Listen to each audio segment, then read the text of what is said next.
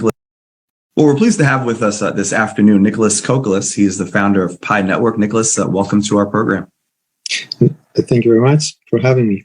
I'd like to begin with, kind of your thought as to what is it about Pi Network, if you had to explain it to a novice, that makes it unique and advantageous for crypto investors, crypto miners. What's unique about it? Thanks for this question, Dorian. So Pi is really accessible to everyone out there. People can mine it by themselves using their mobile phones. So as long as you have a mobile device, you can participate.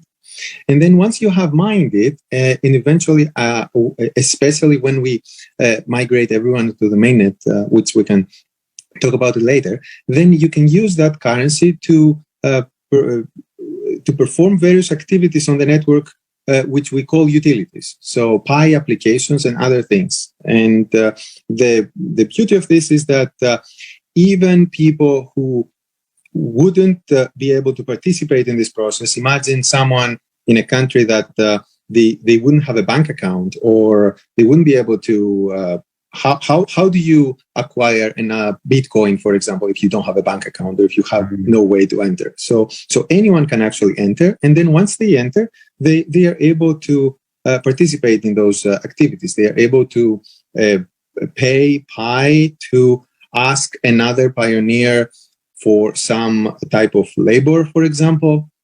You can buy goods and services, or you can even get paid for services that you provide for others. Great. That's great. And that's nice insight that you gave us there on how it works.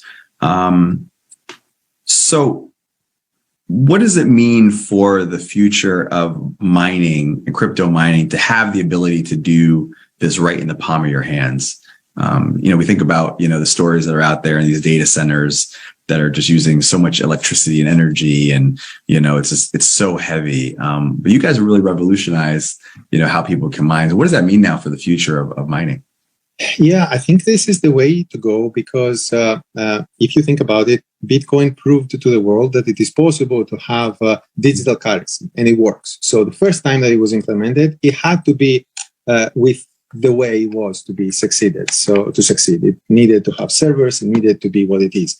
No matter how we started, now the world operates mobile. We are living in 2000, it's not 2009 anymore, it's 2022, and we're going to the future. So more and more people have exclusively mobile phones, and they don't have computers, or they're using their iPads and their mobile devices rather than. So if you were by saying that you have to exclude all those people from the process, then you're already making something very restrictive. So I think that it is the future, and I believe that even all blockchains are thinking towards that direction.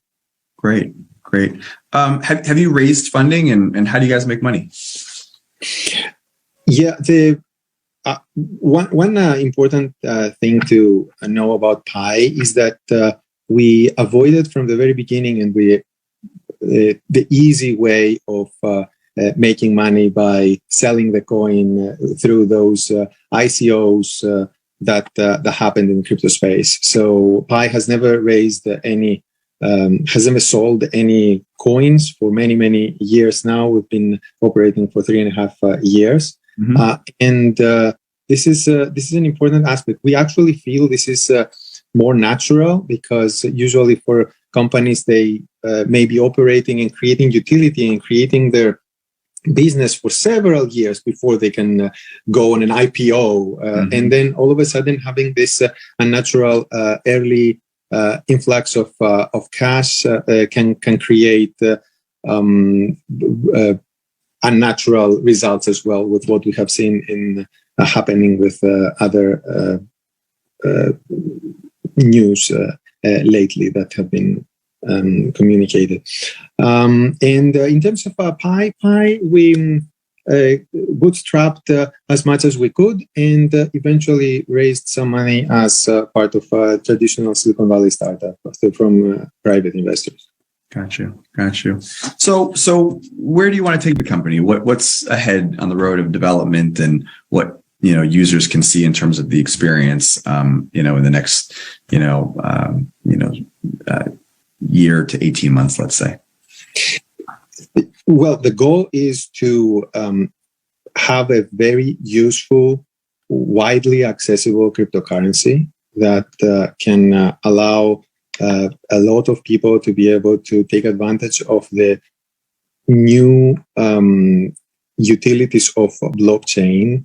And by that, I mean there is a lot of innovation that happens with smart money. So once money can have, some people call it smart contracts. There's multiple ways to think about it, but it's the first time in the world where you can have things like micro escrows or micro payments or other things that essentially creating a new era of possibilities in the world. So Pi is combining those facilities along with a large network of people participating to create something useful for the world.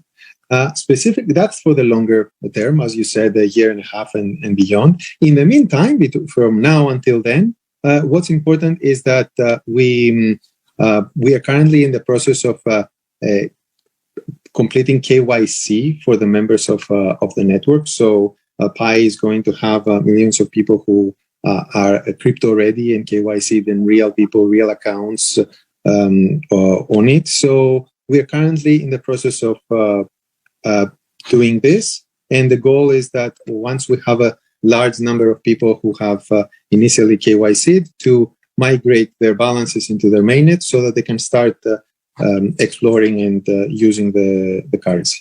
Gotcha. Final question. We've just seen really an implosion in the cryptocurrency market, as we've seen in the regular, equity markets. Are you concerned about what you're seeing just broadly in the crypto space? And actually, is it good? Is it clearing out kind of the bad apples in the industry that and then allowing it to kind of move forward in a better place? What are your thoughts on that?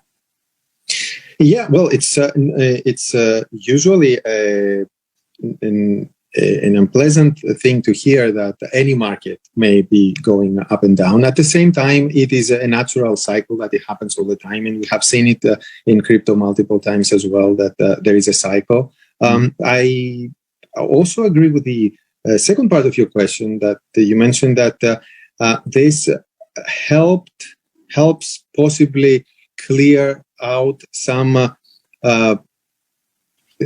activities that may be happening with the wrong incentives. So things that are more less of pointing towards something useful, but more leading the world towards, let's say, games, financial games that they can trick people. That clears out the landscape. But overall, for Pi, as I mentioned earlier, we never sold Pi to any person. So there's no one who can be sad that the down cycle is here right now, because no one bought it at a higher price and now it's a lower price because no one could buy it to begin with.